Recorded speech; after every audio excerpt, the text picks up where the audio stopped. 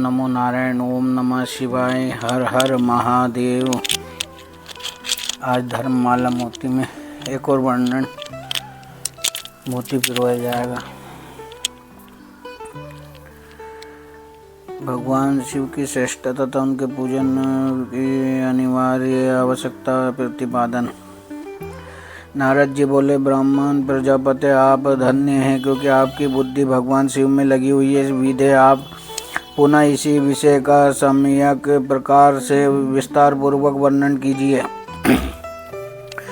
ब्रह्मा जी ने कहा, तात ये एक समय की बात है। मैं सब ओर से ऋषियों तथा देवताओं को बुलाकर उन सबको क्षीर सागर के तट पर ले गया, जहाँ सबका हित साधन करने वाले भगवान श्री विष्णु निवास करते हैं। वहाँ देवताओं के पूछने पर भगवान विष्णु ने सबके लिए शिव पूजन की ही श्रेष्ठता बतलाकर ये कहा कि एक मुहूर्त या एक क्षण भी जो शिव का पूजन नहीं किया जाता वही हानि है, वही महान छिद्र है, वही अंधापन है और वही मूर्खता है। जो भगवान शिव की भक्ति में तत्पर है, जो मन से उन्हीं को प्रणाम और उन्हीं का चिंतन करते हैं, वे कभी दुख के भागी नहीं होते। जो महान सौभाग्यशाली पुरुष मनोहर भवन, सुंदर और आभूषणों से विभूषित स्त्रियां जितने से मन को संतोष हो, उतना धन, पुत्र, पौत्र आदि संतति, आरोग्य, सुंदर शरीर, अलौकिक प्रतिष्ठा, स्वर्गीय सुख एवं अंत में मोक्ष रूपी फल अथवा परमेश्वर शिव की भक्ति चाहते हैं, वे पूर्व जन्मों के महान पुण्य से भगवान सदाशिव की पूजा अर्चना में प्रवृत्त होते हैं। जो पुरुष नित्य भक्ति परायण हो शिवलिंग की पूजा करता है, उसको सफल सिद्धि प्राप्त होती है तथा वो पापों के चक्कर में नहीं पड़ता। भगवान के इस प्रकार उपदेश देने पर देवताओं ने उन श्री हरि को प्रणाम किया और मनुष्यों की समस्त कामनाओं की पूर्ति के लिए उनसे शिवलिंग देने के लिए प्रार्थना की। मुनि श्रेष्ठ उस प्रार्थना को सुनकर जीवों के उद्धार में तत्पर रहने वाले भगवान विष्णु ने विश्वकर्मा को बुलाकर कहा, विश्वकर्मन, तुम मेरी आज्ञा से संपूर्ण देवताओं को सुंदर शिवलिंग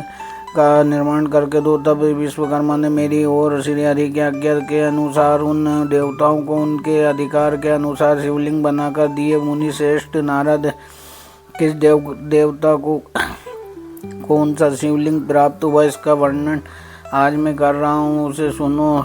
इंद्र भाग्यराज मणि के बने हुए शिवलिंग की और कुबेर सुवर्ण में लिंग की पूजा करते हैं। धर्म पीतमणि में बुकराज के बने हुए लिंग की पूजा तथा वरुण श्याम वर्ण के शिवलिंग की पूजा करते हैं। भगवान विष्णु इंद्र नील में तथा ब्रह्म हेममय लिंग की पूजा करते हैं। सुने विश्व देवगण चांदी के शिवलिंग की, वसुगण पीतल के बने हुए लिंग की तथा दोनों अश्वनी कुमार पर पार्थिव लिंग की पूजा करते हैं। लक्ष्मी देवी स्फटिकमय लिंग की, आदित्यगण ताम्रमय लिंग की, राजा रोम मोती के बने हुए लिंग की तथा अग्निदेव वज्र हीरे के लिंग की उपासना करते हैं। श्रेष्ठ ब्राह्मण और उनकी पत्नियां में वर्णन पूजन शिवलिंग का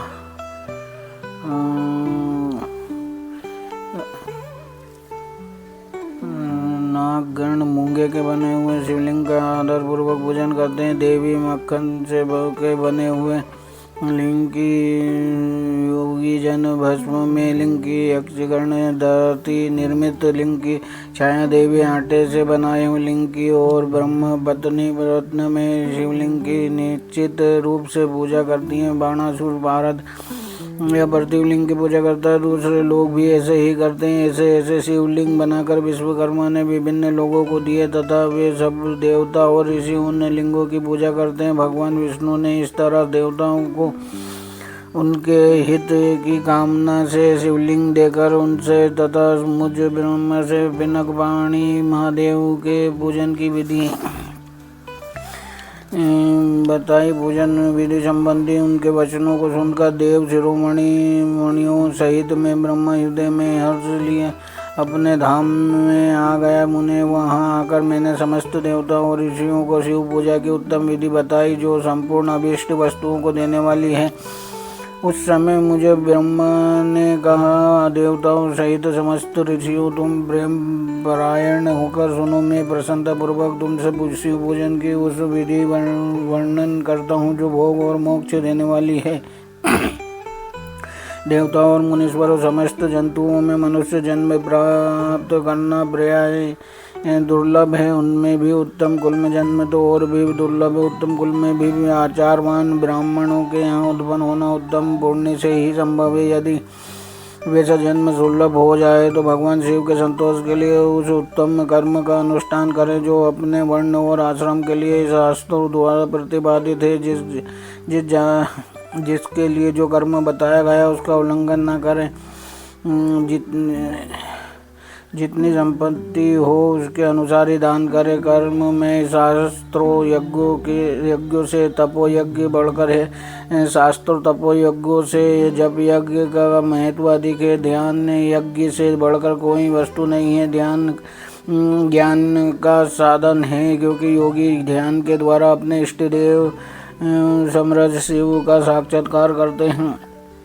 ध्यान यज्ञ में तत्पर होने वाले उपासक के लिए भगवान शिव सदा ही सन्निहित हैं। जो विज्ञान से संपन्न हैं उन पुरुषों की शुद्धि के लिए किसी प्रायश्चित आदि का आवश्यकता नहीं है। मनुष्य को जब तक ज्ञान की प्राप्ति न हो तब तक वो विश्वास दिलाने के लिए कर्म से ही भगवान शिव की आराधना करे। जगत के लोगों को एक ही परमात्मा अनेक रूपों में अभिव्यक्त हो रहा है।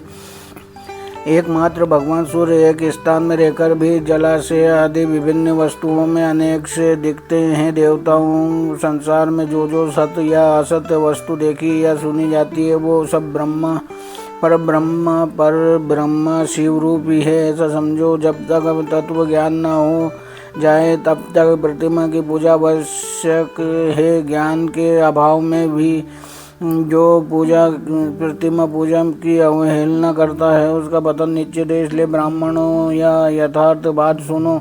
अपनी जाति के लिए जो कर्म बताया गया उसका प्रयत्न पूर्वक पालन करना चाहिए। जहाँ जहाँ यथाशक्ति भक्ति हो उस आराध्य देव का पूजन आदि अवश्य करना चाहिए क्योंकि पूजन और दान आदि के बिना पातक दूर नहीं होते। जैसे मैले कपड़े में रंग बहुत अच्छा नहीं चढ़ता किंतु जब उसको धोकर स्वच्छ कर लिया जाता है तब उस पर रंग अच्छी तरह से चढ़ते हैं।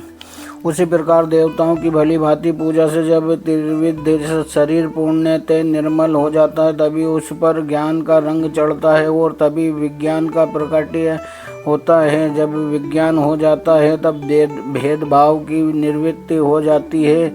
भेद की संपूर्णता निवृत्ति हो जाने पर द्वंद्व दुख दूर हो जाते हैं और द्वंद्व दुख से रहित पुरुष शिव रूप हो जाता है। मनुष्य जब तक गृहस्थ आश्रम में रहे तब तक पांचों देवताओं की तथा उनमें श्रेष्ठ भगवान शंकर की प्रतिमा उत्तम प्रेम के साथ पूजन करे अथवा जो सबके एकमात्र मूल है उन भगवान शिव की ही पूजा सबसे बढ़कर है क्योंकि